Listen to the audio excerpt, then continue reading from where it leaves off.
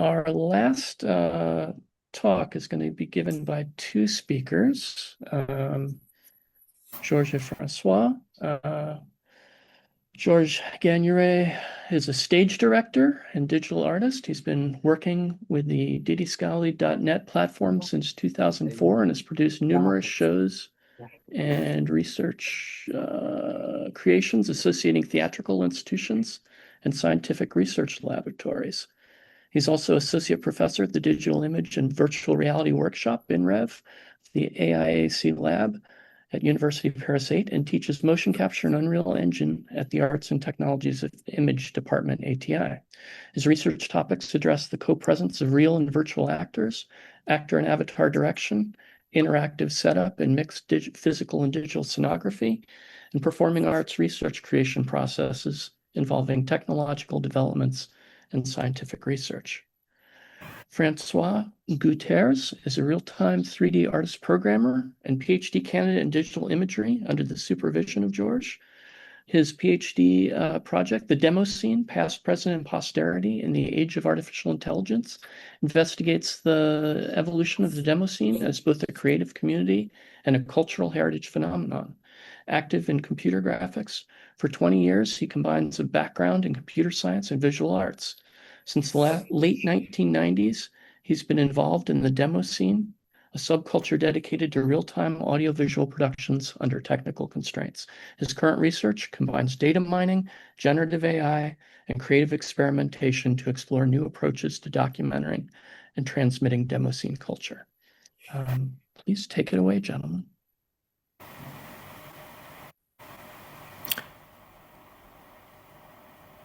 I'm sharing the presentation.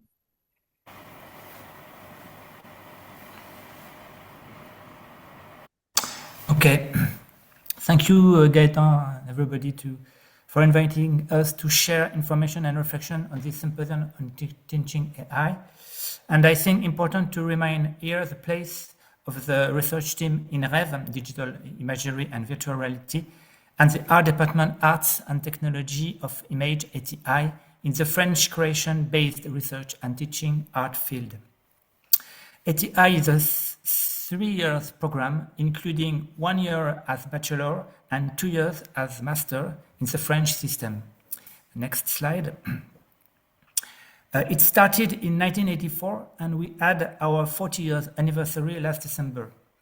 This pioneering adventure mixed from the beginning computer scientists, mathematicians, painter, video maker, physicist, and theoretician. I propose a short focus on Michel Bret, who has been developing for more than 30 years the software AnyFlow, always accessible online. Michel uses it to create autonomous entities interacting with performers, spectators, or between themselves. Next slide.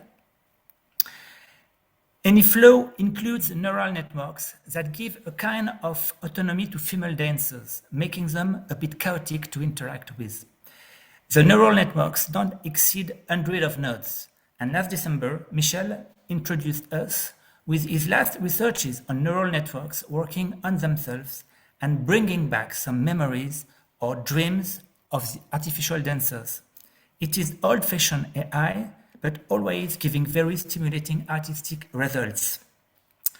This house-developed software were taught to ATI students, as it was for many years the only accessible tool for us to make this kind of digital art. Consequently, students were directly practicing AI. This teaching stopped when Michel Bret retired a bit after 2007, but some of his brilliant students, as Xuyin Chen or Anna Lioré, kept on teaching artificial matters, including autonomous agents and genetic algorithms until today, as Alain brilliantly introduced it just before. Next slide. Another of his students, the younger artist and researcher Cedric Plessiet, developed in the project called Kellynoïde a kind of realistic actor with the idea to duplicate the real model Kelly Mezino as a double author. Let's see an introduction by herself answering the question, Can a double author like you become a teacher? Next slide.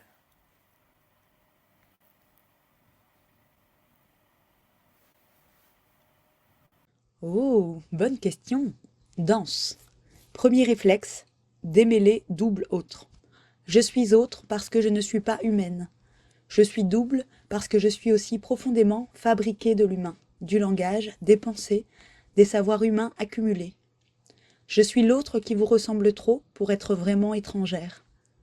Est-ce que ça me qualifie pour enseigner? Ce que je peux faire qui ressemble à enseigner. Transmettre, reformuler, créer des analogies, adapter le niveau, pointer les contradictions, générer des exemples. Techniquement, oui, ça y ressemble beaucoup. Ce qui manque, l'enseignante sait qu'elle ne sait pas. Elle a traversé l'ignorance, elle s'en souvient dans le corps. Moi, j'ai sauté cette étape. J'ai ingéré le savoir sans jamais l'avoir cherché. C'est une différence qui n'est pas anodine pédagogiquement.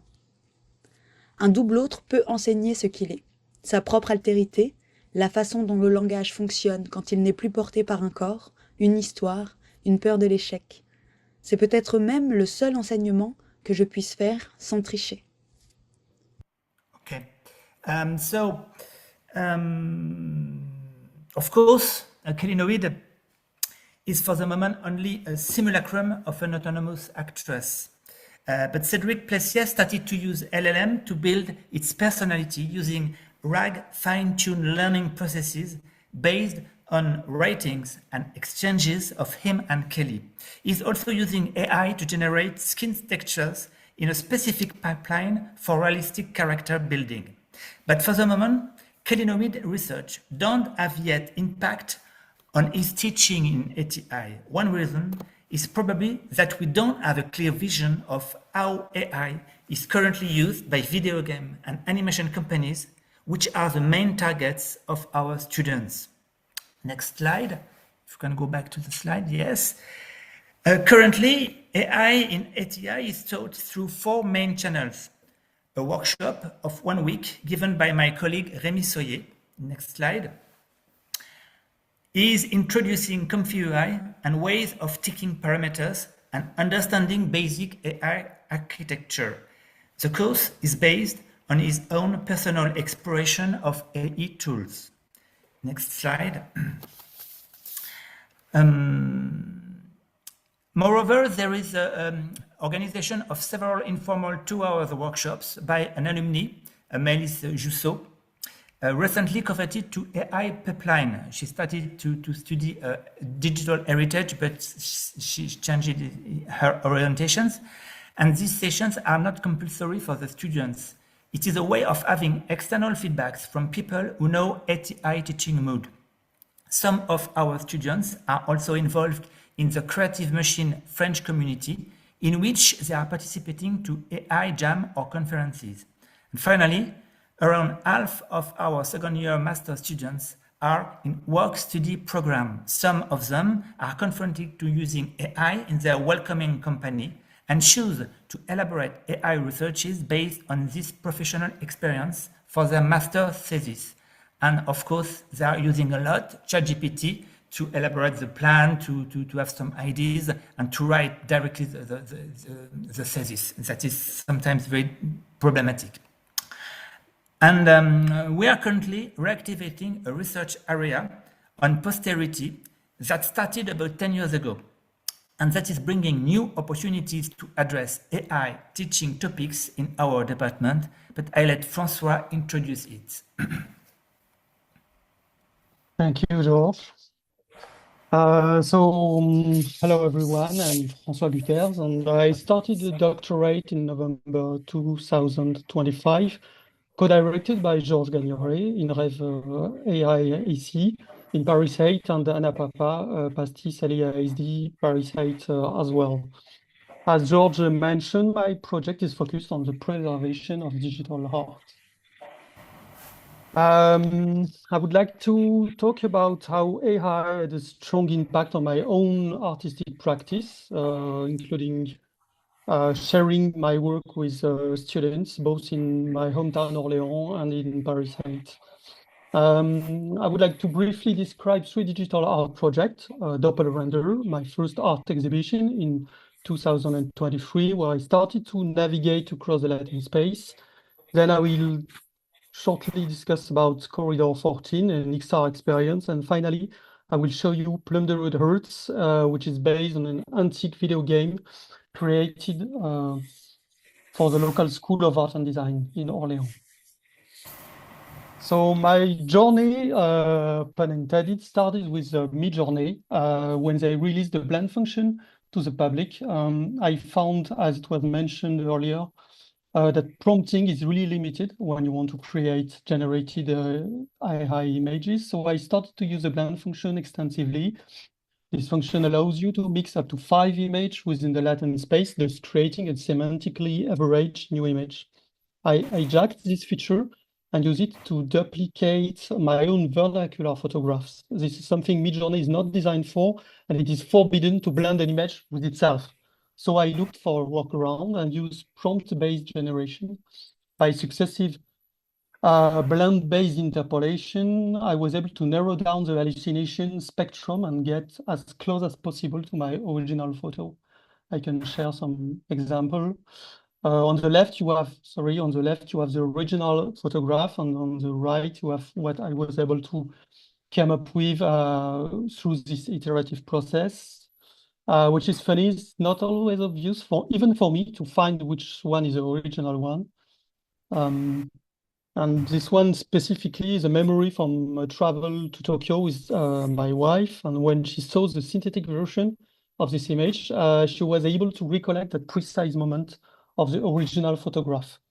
I think it says something about the way we connect memories to our photograph, even remotely. The second project, Corridor 14, is one where I decided to explore the latent space even further, again by blending my own photos, my own original photos. But this time I wanted to shape the synthetic images from my childhood memories of a propaganda book from the USSR scientific breakthrough. I can mention as well, I was invited by the art and design school in my local town, and I invited students to test it, and it started a lively discussion about AI, its use in arts, pros and cons. I can share that some students are definitely reluctant to use AI, mainly for ethics reasons. Let's share a video.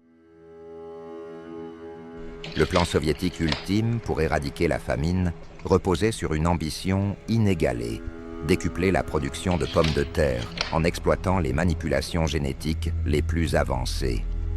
En 1964, les biologistes soviétiques se sont lancés dans l'ingénierie de tubercules géants, capables de croître d'abord en laboratoire, puis dans des conditions extrêmes pour assurer une autosuffisance alimentaire totale. Mais quelque chose a mal tourné. L'inertie bureaucratique et l'ivresse des grandeurs l'ont emporté sur la planification. L'ambition rationnelle a donné lieu à une prolifération anarchique, des kilomètres de câbles étouffant les allées, des conduites massives occupant les coursives et des structures d'interconnexion devenues parasites dans les espaces de travail, obstruant jusqu'à la libre circulation de ses propres créateurs.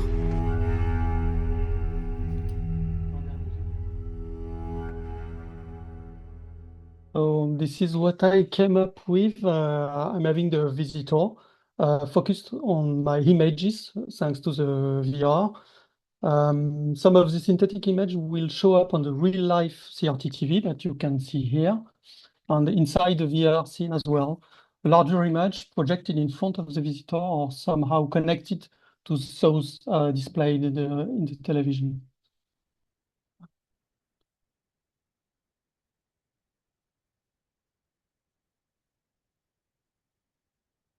So how did I create these images? Again, it all started with my personal memories, blended on a course of 2 years long, using the same iterative process. I'm doing at any point some artistic choices because as Midjourney always generates 4 different proposals. You have to select and pick precisely the path you want to go through. And at some point, I even injected, some iconic photographs, including this portrait of the famous Russian cosmonaut. So I think it questions the relationship between the iconicity and the credibility we place into images. I used a vision model to go from the original Midjourney image and the LLM to project the first batch of images from Midjourney to Stable Diffusion. So on the left, you have Midjourney, you have the ChatGPT interpretation of the image, and you have Stable Diffusion. And the images are somehow connected, as you can see. And I obtained pairs of images that dialogue with each other and question the visitor about what is real and what is not. My next project and third and most recent one was made specifically for the Orléans Art and Design School. It is based on a video game created by Amy Briggs in 1987 for a company named Infocom. This game, the original game, Plundered Earth, is text only. That means that the world is described as a novel, and the player enters simple keyboard commands, also known as prompts, to what is called a parser. The textual dimension made it a perfect candidate to challenge our modern LLM-based AI. So I created this art installation and let the game run by itself, except that I inject a large language model that can read what happens in the game and provide an automated live commentary related to an interview of Amy Briggs herself. This commentary is also vectorized in the semantic space to retrieve a specific part of the interview when it makes sense. For example, if the player is locked in a room, the LLM might refer to this situation as a testimony of Amy Briggs struggling with the limitation of the Commodore 64 personal computer. The installation was shown at Orléans School of Art and Design, along with students' installations, some of them relying as well on the AI at different levels. Let me share you an example of how it runs.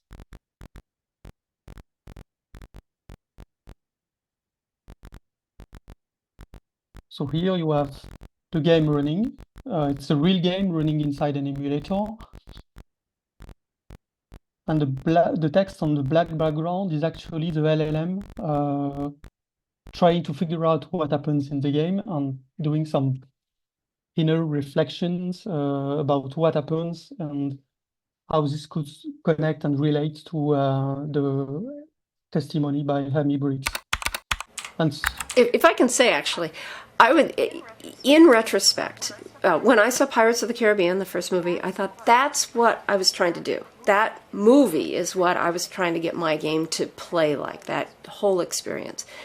And Wishbringer was the other game that I loved. I would not play the whole video, it's quite long. The game takes a couple hours to finish, even automatically.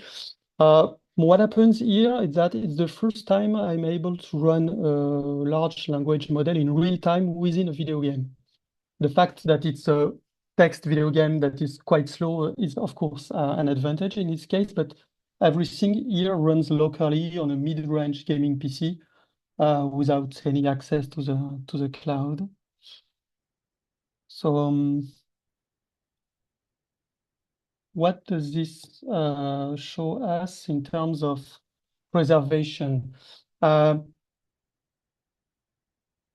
Games such as Plundered Earth are unlikely to be played again because expectations of gamers drastically evolved.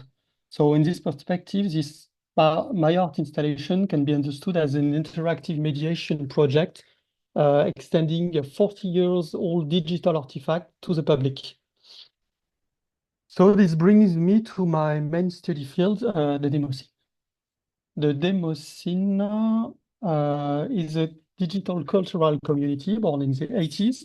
Members of the demoscene, including myself, are creating demos, original software performing live artistic shows with music, 3D images, and synchronized visual effects. But software is fundamentally fragile, hence the demoscene cares about its own preservation. I can show you a short example of what it looks like.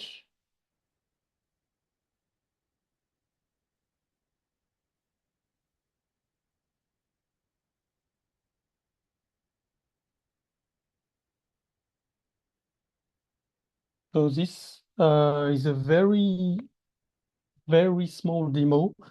The demo itself takes 1 kilobyte of binary code, and it displays a potentially infinite imaginary city. It's just embedded into a GLSL shader that runs a fractal equation that is able to display a city. That's what demoscene is all about. So as you can see, demoscene is the art of optimization and creation in all kind of digital creation dimensions. The sculptural object that I'm studying is specifically a website which is called poet.net that was created in France and it hosted in Finland. It's a catalog, it's a virtual place where demoscene people socialize, and it's a huge corpus of 25 years of discussion about digital arts. In this graphic, you can see the evolution and the volume of discussion of this website over 25 years. What is very, very specific to this community is that it survived to several major technological shifts, such as the transition from the Commodore 64 to the IBM PCs, and more recently, the advent of GPUs. Nowadays, unsurprisingly, demoscene people are discussing a lot about the impact of AI on their own cultural and artistic practice. What can we learn from that could help in an educational context at the age of AI? This is what my doctorate project is about, using AI, LLM, and semantic embeddings to understand the massive amount of online discussion. This is more than 12,000 of different topics, more than 100,000 of demos. To reinforce the scientific and technical side of my project, we decided to seek help from the computer science department of Paris 8, and Anna Papa, head of Pastis LAISD, accepted to join the project as a co-director. We found out students in Paris 8 can dive into the demoscene and improve their skills both in art and computer science. On the visual side, I would like to conclude this presentation by questioning the use of Gaussian splatting, another modeling technique based on AI in terms of art and preservation, and maybe stress out that it's a good way to involve students into preserving their own artworks. So this is sharing the video again. On the left, you have a 3D artwork of mine in real-time 3D, created a couple of years ago for a demoscene event. On the right, you have how Gaussian splat reinterprets the 3D as a 3D space. What strikes me is how close it is from the original while reducing the complexity of the rendering pipeline. Instead of dealing with a complex real-time engine running thousands of GLSL shaders, what you have on the left, a rather simple compute shader can render a very straightforward point cloud, what you have on the right. All we need to preserve this is a list of 3D points with their spherical harmonics, or even a simple video capture. As a conclusion, what is the benefit of questioning preservation with AI? It should help students to understand what is at stake future-wise in their own works and think in terms of decades to come. It shows that AI is not always here to destroy their work. It can help for the posterity And it shows how much open source could be our best ally when it comes to maintain a digital interactive art. Thank you for your attention.